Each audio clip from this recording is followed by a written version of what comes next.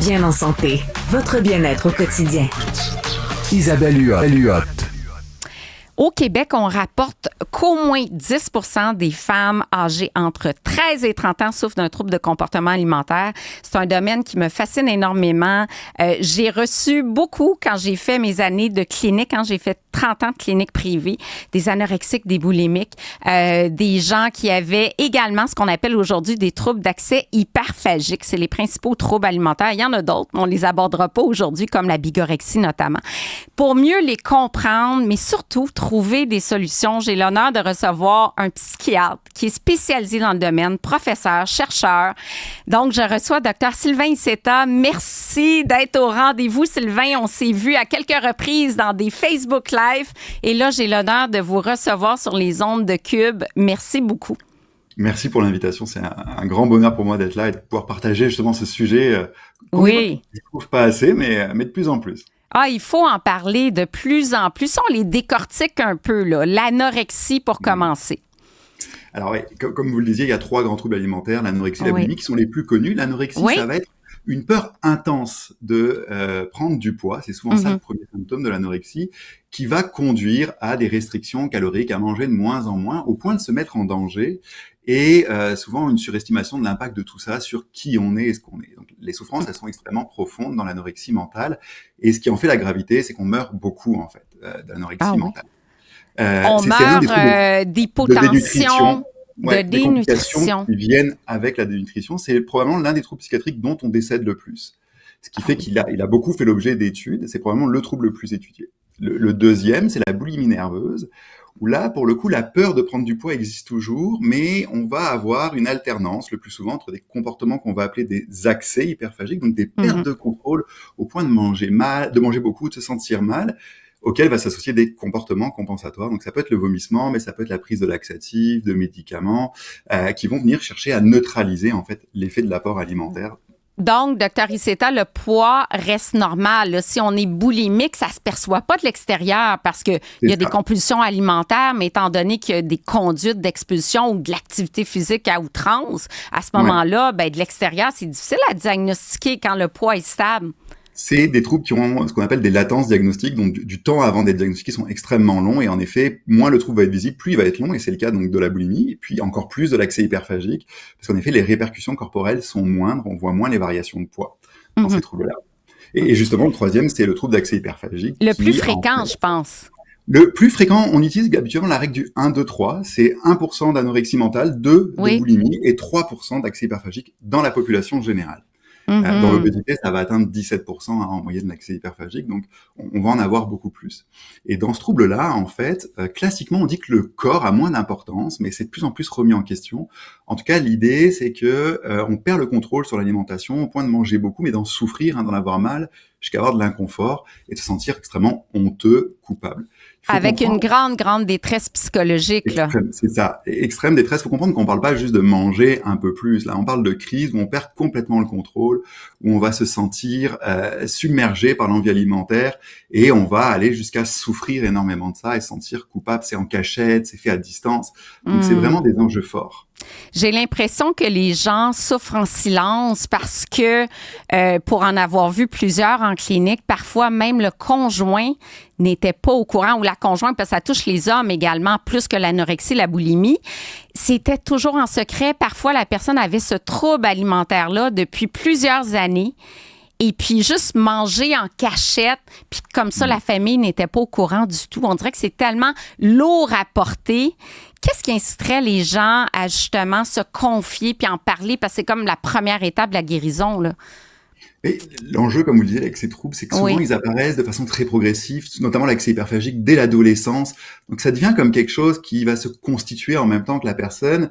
Et donc, prendre du recul sur ses propres comportements alimentaires, c'est déjà pas simple.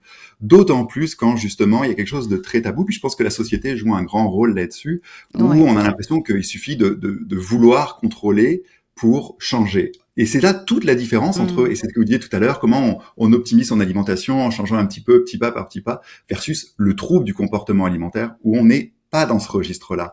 On est dans des atteintes, on sait que le cerveau va être atteint, on sait que le tissu adipeux va aussi dysfonctionner dans son lien avec le cerveau. De plus en plus, on comprend ça. Donc, c'est un vrai trouble, en fait. C'est pas une question de changer. Là, si je vous dis que vous avez une pneumonie, vous allez la guérir juste par l'esprit, ça marche pas.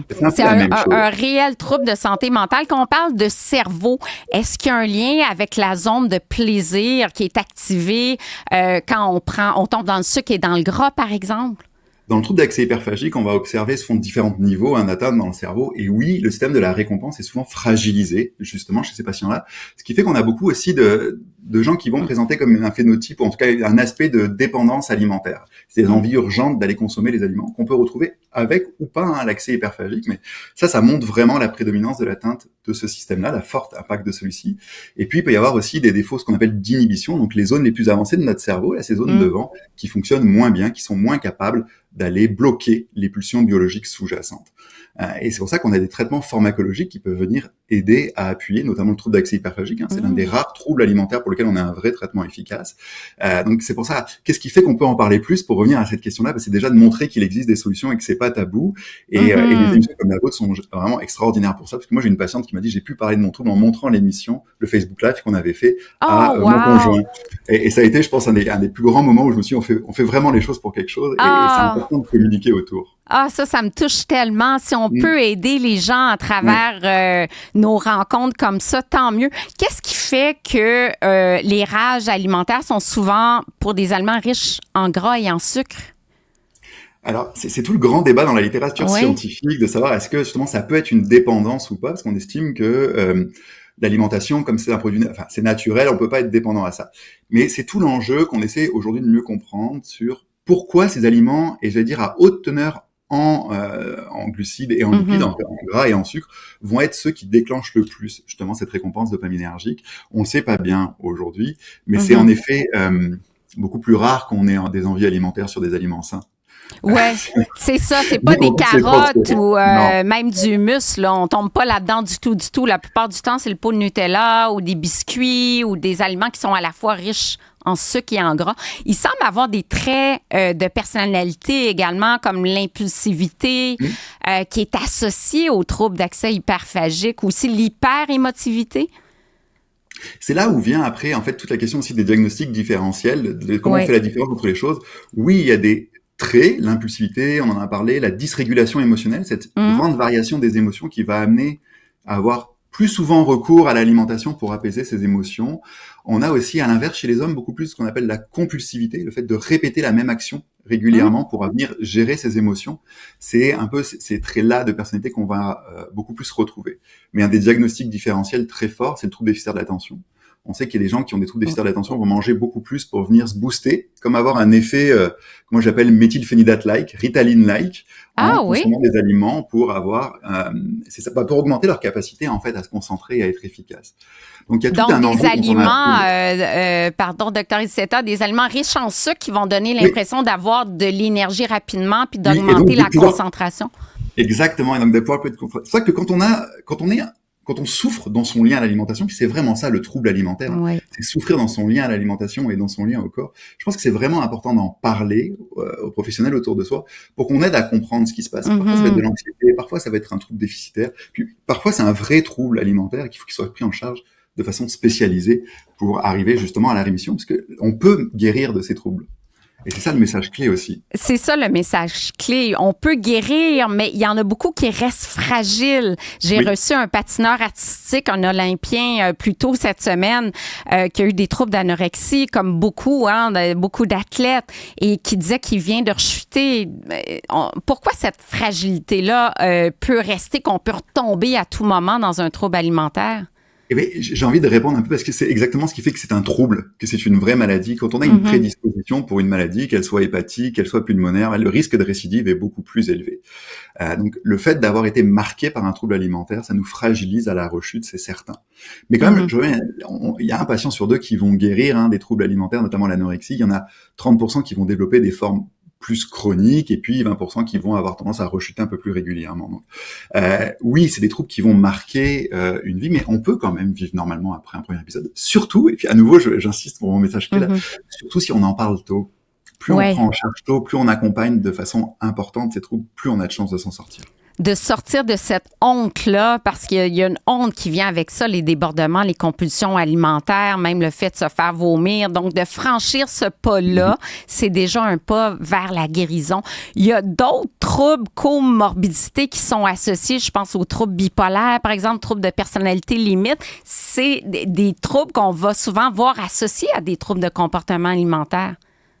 Oui, oui, et c'est pour ça que quand on prend en charge les troubles, à nouveau, il faut qu'on puisse accompagner de façon, comme je disais, un peu intense, un peu globale les choses, parce que c'est justement des terrains beaucoup plus impulsifs, beaucoup plus à même de rechuter. Et on a de plus en plus d'équipes, là par exemple Marie-Julie Simon ici à Québec, qui se spécialise un petit peu dans cette approche-là. Donc c'est vraiment en effet une des voies. Et tout l'enjeu, c'est d'essayer d'obtenir le plus grand bien-être chez nos patients avec des troubles alimentaires, parce qu'en effet, ça vient rarement seul. Hein. Par exemple, on parlait de l'obésité. On sait que chez l'obésité, plus de la moitié des personnes qui vivent avec une obésité vont avoir ou vont rencontrer au cours de leur vie un trouble de santé mentale. Que ce soit la dépression, un trouble de comportement alimentaire, de l'anxiété ou autre. Ou un trouble de l'usage des substances, ou un trouble de personnalité, justement. Donc oui, et notamment plus le patient va être en demande, par exemple, de perte de poids, plus il va être candidat à une chirurgie bariatrique ou insistant pour bénéficier de traitements médicamenteux, plus ce risque augmente. On le sait, hein, chez les patients qui consultent, le risque est plus élevé. Ça, c'est intéressant. Quelqu'un qui vient, par exemple, voir un médecin pour une chirurgie bariatrique, on devrait d'abord faire un questionnaire pour évaluer s'il y a un trouble sous-jacent, non? Parce que si on fait une chirurgie puis on n'évalue pas s'il y a un trouble sous-jacent, ça peut conduire à l'échec.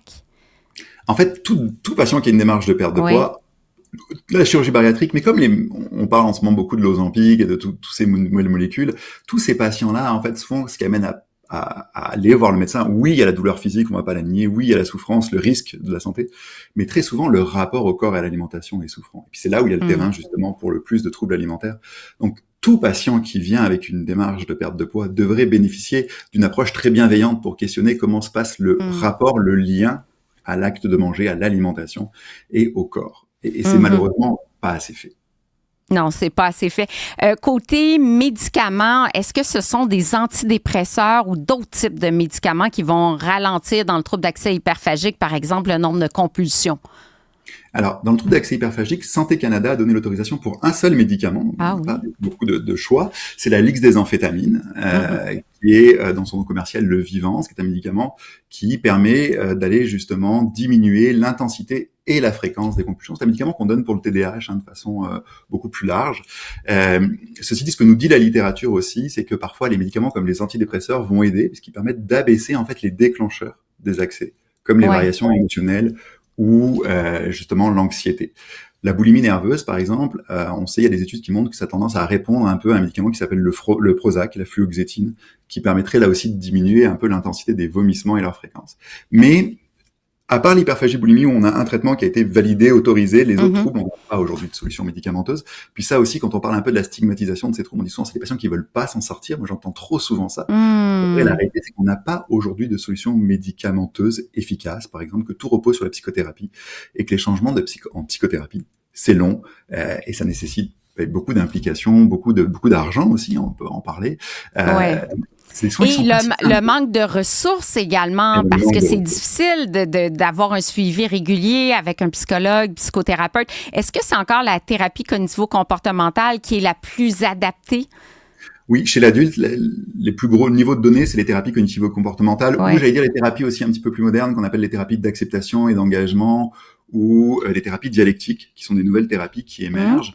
Mais globalement, c'est quand même un peu le même courant, là, les thérapies cognitives et comportementales qui sont plus efficaces. Chez l'enfant ou le jeune adolescent, les thérapies aussi qu'on appelle systémiques ou familiales, ont montré beaucoup plus, ou ont autant d'efficacité que la TCC. Pour l'anorexie notamment. Pour l'anorexie chez l'enfant, l'adolescent. Oui, absolument. On va recevoir d'ailleurs Judith Petitpas, qui est psychothérapeute en troubles de comportement alimentaire dans le prochain épisode. Bien mieux que moi. Ah, ben non, mais c'est fascinant. Donc, oser se confier, je pense que c'est la première chose. Hein? Arrêter de garder ça sur les épaules parce que c'est un poids si lourd à porter. Puis la première étape vers la rémission, c'est absolument d'en parler. Quelles sont les ressources, là? Quelqu'un qui a le goût d'en parler, qui se sent seul, qui on appelle? Est-ce qu'il y a des ressources qui sont disponibles rapidement?